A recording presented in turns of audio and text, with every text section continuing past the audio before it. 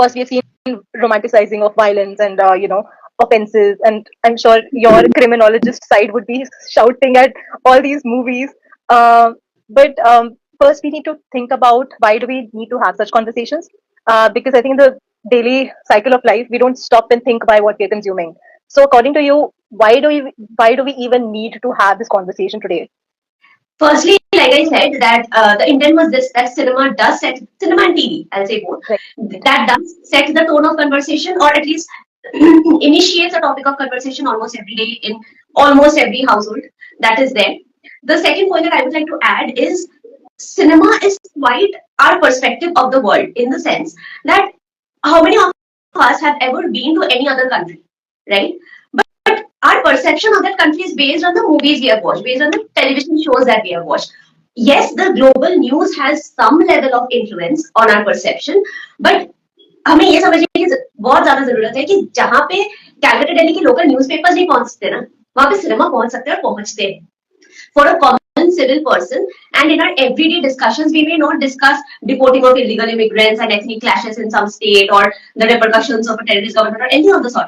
But we do discuss characters and scripts of movies. So whether we like it or not, we give it a thought. It becomes a part of our mindset, a part of our perceptions, worldviews, understanding of how things should be, how things can be, and all of that. So that way, I think it's really important. The other thing I think is most of us in the world, we are visual learners. There's a reason why video content is, taking the center stage.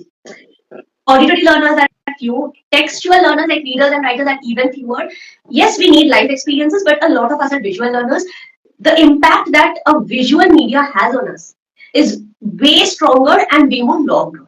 True. So we might as well be sure of, I would say sure of would be too much certainty to put into it, but at least a little careful, a little more mindful of what it is that we are viewing, what it is that we are sharing with others. So, and as any form of art, art validates and art connects. Different people will find solace in different forms of art.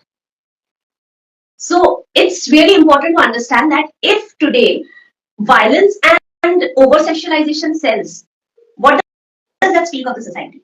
And how far do we want to take this?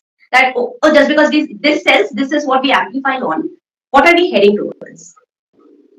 So that's the relevance of the discussion. You cannot unsee what you have seen. You cannot unhear what you have heard.